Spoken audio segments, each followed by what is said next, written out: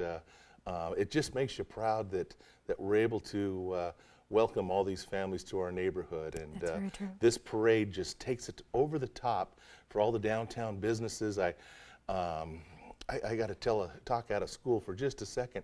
I was at a parade, and I hate to say it, but it was in Canada, and I remember seeing this young mother, and she had a baby in her arms, but she had a little boy that was finally in pull-ups, okay? And he but he was asking mom to be a big boy when it was time to go number one. Yes. And the mother, the boy with, his eyes, he should have asked about an hour before, but he's like, Mom, I gotta go. And so she goes, okay. And she turned to go into a business, and the business said, well, unless you buy something, you can't come in. And the boy didn't understand. And what I've been so proud about here in Bremerton is all the downtown businesses, they decorated up, they welcome the young families, because a lot of them, it's their first time even finding the downtown area because they're living on base. We've got 3,200 families starting to move up here. Can we say that? We can say that. We can say yes, that they'll now. be here between June and October. Oh my God, it's just great. And so, we've got all these great new people to show off what we love about Bremerton. And this parade where we honor them, we have over 200 entries in this parade, okay? And when I first took over the parade 7 years ago, we had 4 marching bands, and we're now up to 19. And we're just gonna keep expanding that because the sound of music throughout the town, the patriotic, the junior high bands, the high school bands, and the military bands, it's just a wonderful sight. So That's great. Well, I'm looking forward to it myself. So before you give us any secrets, we're going to take a break. And please come back and join us for some of the new things and excitement coming up for Armed Forces Day.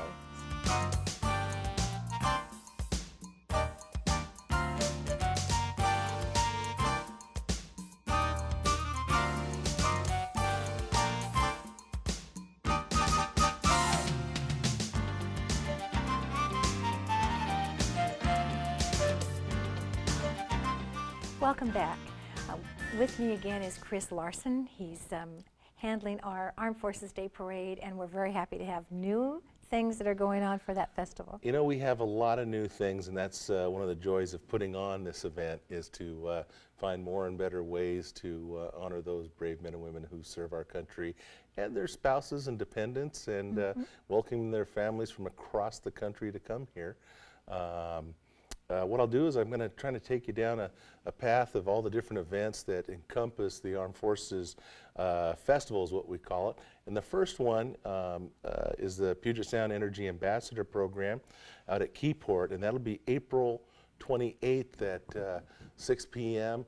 That event is one of our many ways of giving at this Armed Forces Festival, and it's a scholarship event for high school students. They apply, and it's a great program, and that night is the culmination of it. And bring a box of Kleenex. It's usually a tearjerker, the stories that these young men and women talk about. They get to interview somebody in their family or somebody that they know and truly find out what they went through being in the military. And generally speaking, they pull up these stories that the families have never talked about, and some truly special people that live here in our community. And once these students find out about it, it's some magic. So it's April 28th. April 28th at the Keyport Naval Museum.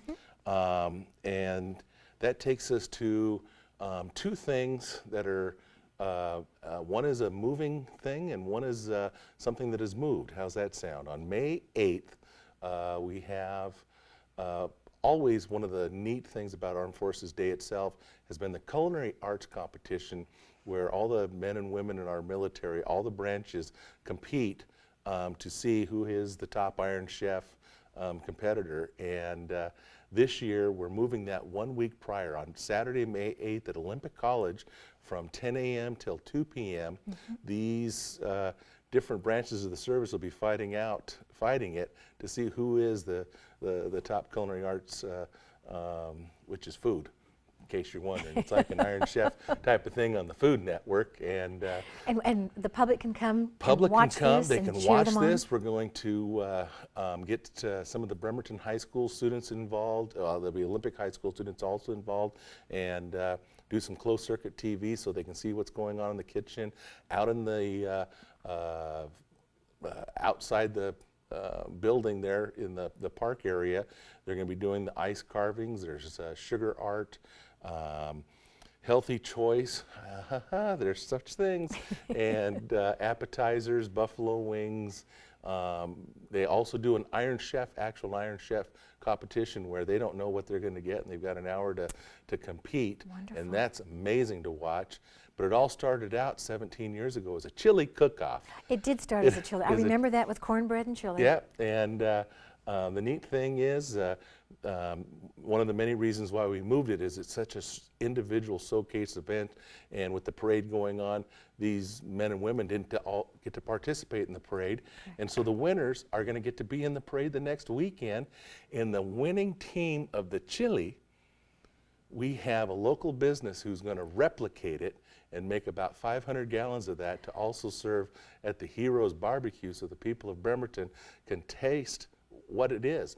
And just to give you an idea, last year's chili, they made this batch of chili that was phenomenal with 500 limes was the base, okay? They grated and shaved and squeezed, 50 pounds of jalapenos, and 150 pounds of pork, beef, and chuck with some fresh tomatoes, and it was pretty good. Oh my. Is there a charge for us to go to this culinary? There is no cook-off? charge. Hey, look, that's a, But I mean, yes. people want to know because Yeah. they want to sample it and taste it Yeah. and watch it. They can sample, taste, watch, smell, and cry if they eat the hot stuff, but they'll tell you if it's hot or not. But That's great. There's only a few of them that are really, woohoo, you know, hot. Fun event. Yeah, fun event, and then, which also leads us to a brand new event this year, and that's the Brothers Power Sports Brand Be Damned Motorcycle Poker Run. And what this is forever and a day, the largest motorcycle rally in the state of Washington was always known as the Governor's Run. Yes, it was. And they're going to be calling that from now on infinitum the Armed Forces Day Run. Terrific. Armed Forces Day Run. Terrific. And thanks to Captain Olson, and I know you know Captain Olson. Very well. He has just been wonderful with the encompassing the community with the military. And at one of the stops, and I can't say the direction We can and never where say. they go on these poker runs because it's secret, but I know that, well, two of the stops. One of the stops is going to be Olympic College, so all the bikers get a taste all this too.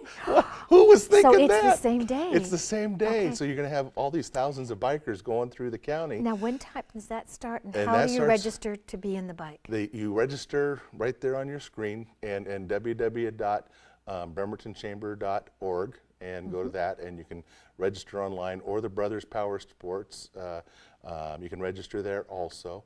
But we're going to have one of the stops at the culinary arts competition, but Captain Olson's going to let every single one of them go on to Naval Base Kitsap at Sam Adams if they register early.